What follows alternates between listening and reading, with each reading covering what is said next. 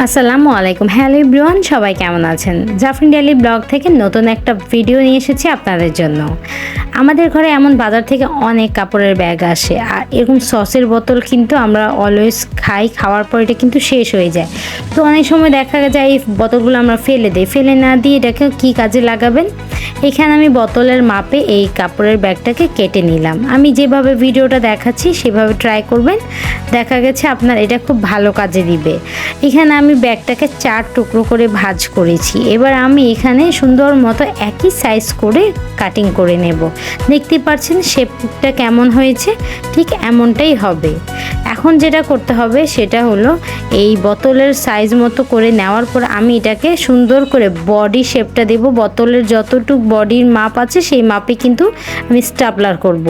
অবশ্যই খেয়াল রাখবেন নিচের পাশটা একটু লুজ হবে আর উপরের পাশটা একটু চিকন হবে, কারণ বোতলের উপরের পাশটা কিন্তু চিকন হয়। তো এখানে আমি একটু ডেকোরেশনের জন্য সুন্দর করে কাট করে নিচ্ছি। এরকম কাপড়ের শপিং ব্যাগগুলো ফেলে না দিয়ে আপনি অনেক সুন্দর সুন্দর অর্গানাইজ করতে পারবেন। আশা করি এই টিপসটা আপনাদের ভালো কাজে দিবে। আপনারা এটা কাজে লাগালে ঘরটাকে খুব সুন্দর করে সাজিয়ে গুছিয়ে নিতে পারবেন। তো এইভাবে দেখতেই পেরেছেন আমি সুন্দর করে কাট করে নিয়েছি। এখন এই সসের যে বোতলটাকে আমি এক একটা রাউন্ড করে একটা করে ঢুকাবো আর একটা করে ভেতরের দিকে নেব, ঠিক সেম এই ডিজাইনে যেভাবে দেখাচ্ছি।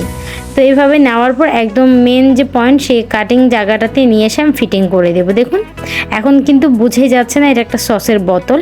এখানে আমি একটা ফুল দিয়ে সুন্দর করে ডেকোরেশন করে নেব। আশা করি টিপসটা আপনাদের ভালো কাজে দিবে। এইভাবে করে সুন্দর করে সসের বোতল যে কয়টাই হোক না কেন শপিং ব্যাগগুলো দিয়ে আপনি বিভিন্ন শেপে ডিজাইন করে অনেক সুন্দর অর্গানাইজ করে নিতে পারবেন একটা ফুলদানির মতো। তো দেখুন এটা যে কোনো জায়গায় এখন সাজিয়ে রাখেন, অনেক অসাধারণ লাগবে। আজকের ভিডিওটি এ পর্যন্ত রইল। আল্লাহ হাফেজ।